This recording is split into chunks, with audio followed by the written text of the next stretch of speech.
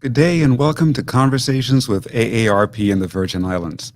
I'm Troy A. Deshabert Schuster, State Director of AARP in this territory, and it's a pleasure to be with you once again to discuss issues, to discuss matters that are of great importance to the 50 plus population here in the Virgin Islands and beyond. Today, we are talking a lot about the health information technology that's being developed here in the Virgin Islands, an issue of great curiosity and concern for many people, and also great benefit to us here in the territory as we continue to age, as we continue to need more medical care, fortunately or unfortunately, as we age, and how do we bring it all together? And so today we will be speaking with Michelle Francis, the Executive Director of the Office of Health Information Technology. We'll be discussing the Virgin Islands Health Information Technology Strategic Plan. And so we welcome Michelle. Thank you for having me. A pleasure. Thank you for being with us today. And so, first of all, tell us, what do you do as an executive director of the Office of Health Information Technology? What do you do in particular? So I know it tends to be a mouthful, and it kind of feels elusive, but my office really was created by Governor Bryan and administration to really put an extra oomph and a layer and arm behind consolidating and coordinating our efforts to harness technology to modernize our healthcare system. That's the simplest way I can say it. Think of music and how we've moved on the continuum from records to now it's digital downloads. We had records, we had cassette tapes, we had CDs, and now you digitally download. So my office exists to help be a hub and a neutral space for what we're doing across the GVI in our hospitals, in our clinics, and how we can leverage buying power with certain vendors to get best products, to get subject matter experts in this area to modernize and improve our healthcare delivery. Wow. So you have said a lot. That is a big mouthful. And so now we'll try to unpack all of that and see how it all works together. So we're talking about HIT, or Health Information Technology. So we know it's information related to healthcare and using technology to bring it all together. Is that a correct basic assessment there? Yes, if I may, I'll refer to two things because the public will hear a lot about them, and a lot of terms and acronyms are thrown out. So I want to just kind of set the standard for what we mean. When we refer to health information exchange, first, I want to talk about electronic medical records and electronic health records. So back in around 2010, under Obamacare, there were incentives put in place to standardize across the US how healthcare was being delivered, how care was being coordinated, to make sure that when someone was, say, admitted for a heart condition, that a number of protocols, best practices were followed. And so when you're documenting on paper, that's one thing, but things are missed and lost. And so structures were already developed that the government wanted to push to get hospitals to put their records, move from paper to electronic records. So you'll hear EMR and EHR, and EMR is an electronic medical record, and EHR is an electronic health record. The difference is that electronic health records can be moved between organizations. Say you have a Mayo Clinic that has 12 hospitals, their EHR can share information. A doctor's office, let's say, someone here in the territory may have an EMR, an electronic medical record. It just stays within their practice. And HIE, HIEs, it means Health Information Exchange. They were developed as a mechanism to move data electronically from EMRs, electronic medical records, and electronic health records, so that we're a perfect example of why we need a health information exchange in the territory, because we lack specialists here. We often have to go, say you were admitted to one Louis hospital, and they weren't able to continue your care, and you're transferred to Florida. When your doctor receives you in Florida right now, you hope that you're traveling with the appropriate paper records that show your medications, that show some doctor's notes, that show previous hospital admissions, because that informs that care team as to what your issues are and how best to treat you. The problem with paper records is that things can be lost. They're heavy, they're cumbersome, they take a long time to download and take. You could take a CD. No one's reading CDs anymore, hardly. So it's very important as a patient to make sure that your information follows you. So another way to think of electronic medical records or digital health and health IT is enabling a patient's records to move with them instantaneously. I hope that's helpful. It actually is helpful, but yet it's still a lot It's to a lot. comprehend. But it is helpful because I've been part of several of the stakeholder meetings regarding all of this on behalf of AARP, and I felt like I was in a fog up until just now, and you explained it really well. So I'll just repeat it for the audience, and you can tell me if I'm correct. So Yeah. we're looking at this health information exchange, like a network, right? And within Yes. that, you have the electronic medical records, which usually sit in one specific facility, like in a physician's office. So they have their EMR system there. Yep. Then you have electronic health records, the EHR, right? And so the EHR is between and across organizations. Yes. So if I'm understanding it correctly, your office then, which you direct, the Office of Health Information Technology, pardon me, you are working to bring EMR into the EHR, electronic health record realm, so that those electronic medical records from your doctor's office can move with you within this network of EHR or electronic health records, right? Kind of. I'd say it this way. One, we will be working to ensure we can get funding and resources to help move everyone to electronic records. From there, we want to build a territorial health information exchange so all those records can be shared appropriately and regulated by federal standards in order to ensure people's information is safe. There are also national networks already that are in place. You'd be surprised.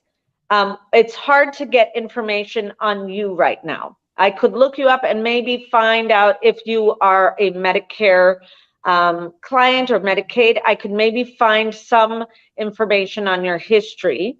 But if you checked into it, we'll keep with Mayo Clinic.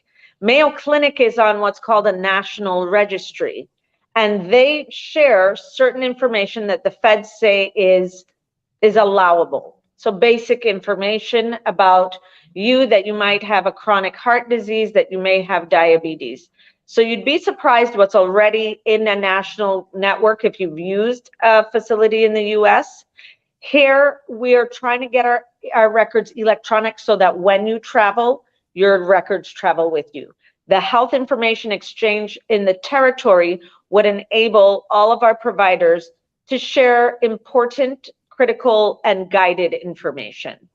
You can't share everything, and not everyone can go into your record and just look just to peruse. Okay, so that's another point I wanted to get at, right? Like who can access this? So let's say I go to my primary care physician here. Mhm. Um, do I have to sign a document allowing my information to be placed on the electronic health record within this health information exchange, or is my information all put there already, or like automatically? How So does? it's a good question, and it's a bit of it's a kind of complex answer. So, according to federal regulations, federal guidelines, and there's a number of health standards. CCDA's Consolidated Clinical Document Architecture. There's Fast Healthcare Interoperability Resource. There's HL7. You hear a lot. All of those are just standards that say, here's how we protect information. Here's how we exchange it. Here's what goes into the record. So right now, if your doctor has an electronic medical record, they're supposed to, upon registration, inform you. There is not a rule that says that they have to ask you to be a part of it, but you can always opt out. So at the bottom of whatever forms you're filling out, if your provider has an electronic medical record, there should be a note that says your information is included in our EMR. If you would like to be disenrolled from that, you have the right to say that. Most places, as standard, because as soon as you walk into the doctor's office and they check you in, it goes into a record. So you're usually opted in, but everyone has the right to opt out. You just have to be aware of the consequences of opting out, just meaning that, oh, I can't ask you, Dr. So-and-so, to seamlessly send my record now to the next doctor that I'm going to, because I've opted out. I would then need my records printed out again. Does that, Yeah. I hope I didn't add confusion. Okay. No, you did. I mean, sorry, you did help that a lot. Trying to figure this all out still. So normally when you go to a physician, you're automatically opted in, but you have the ability to opt out. But then you don't have the ability for your records to be sent seamlessly. And if Right, you because you've want your said records sent, no. Right, right, you've said, no, I don't want that. right, So then they kind of just stay in a silo. They're right. protected. But I do want to emphasize, without getting too technical, there's over that I could tell you about kind of right now. There are over 12 very stringent guidelines from Health and Human Services, Office of the National Coordinator, Centers for Medicaid and Medicare, that say exactly how data can be exchanged, should be organized. There's cybersecurity mandates. And I'll talk a little bit about what we're doing in our process right now. We're going through a digital scan because the Centers for Medicare and Medicaid say, before you establish an HIE, we need to conduct a SWOT analysis, your strengths, weaknesses, opportunities, and threats. And if we have threats everywhere, say I was Dr. Francis, and my office is operating on what CMS considers a high risk platform, I would not be allowed to participate in the health information exchange because I could introduce risk to all the other partners. So we're conducting that scan right now through the Medicaid office. We're BIT's participating, all of our clinics are participating, the hospitals are providers, so that we can see what's our landscape, what's our preparedness to exchange records securely, because that's the most important. We don't want to do this and rush and end up putting ourselves and our territory at risk. We can't do it. Then the feds won't support or fund us if we're not if they test our system and we're not meeting guidelines. So I mentioned something called HL7, Health Level 7, which is it's a data exchange standard. You can ask your doctor, are your records HL7 compliant? And even if you don't understand exactly what that means, if they say, I don't know, me and no, or no, then you have a right to say, okay, this I don't feel safe with my information. I want to opt out of your system, because a basic standard is HL7. And again, I won't go into the details of it, but it's one of the national standards for how information and data, patient data, can be exchanged. So if I go to a physician A, let's say, and physician A has all of my information in their EMR and it's all linked into the EHR and that wider health information exchange, can a receptionist or a nurse in physician B, in physician B's office, access my information at physician A's office? Yes and no. So in the health information exchange, the providers will have the ability to say, this is the level of data I'm willing to share on my patients. Some providers will say, yes, I want to participate in the health information exchange, but I'm only willing to share basic demographics and conditions. They also can say, only providers at these 3 organizations can access my records. So you could say, I only want Schneider, I only want Quest Lab, and this pharmacy to see the provider could, these records. And so you might see a person's name, but you won't be able to see the entire record, because while there's exchange, it's not just an open pool of information, 1. 2, there's restrictions on everyone who gets to log in. And not only are there restrictions, there's an electronic footprint every time anyone logs in and says, let me go see what John Smith's condition might be, because I heard he'd been sick lately. 1, you might not even be able to do that. You might just have access restricted because you're a receptionist. 2, because you have no need to see that information. 2, if you were able to see information, it's in the record. So someone can see that on a daily basis and go, Jane, why did you have a need? Why were you looking at this record? The doctor didn't request it. Why were you looking at that record?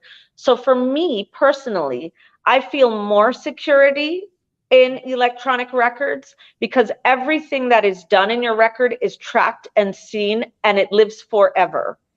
Here, if I'm a nosy receptionist and everything's on paper, I look around and no one sees, no one knows, and there's no track record of it. There's no way to document that someone did that. There's no document that there was a breach of privacy. Electronic and digital records provide a footprint, and there's monitoring, but not only is there monitoring of who's doing what, there's restrictions that can be placed at the provider level and move that up.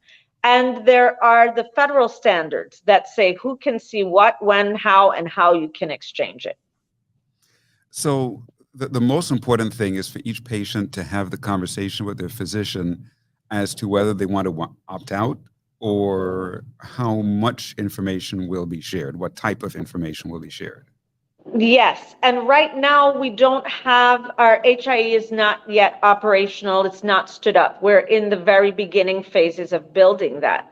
So right now the question from a patient to a provider is, do you have an electronic medical record system? What is the name of it? Write it down. You may not understand it, but write it down, because my office exists as a resource. Someone could email me to say, what is that? This is the record I'm on. I'm not sure what this means, but it's important to know, 1, does my provider, does my doctor's office have an electronic medical record? Is my whole record stored, or is it just my billing information? Then I get to say, when there's an HIE, will you share information? Will you share information?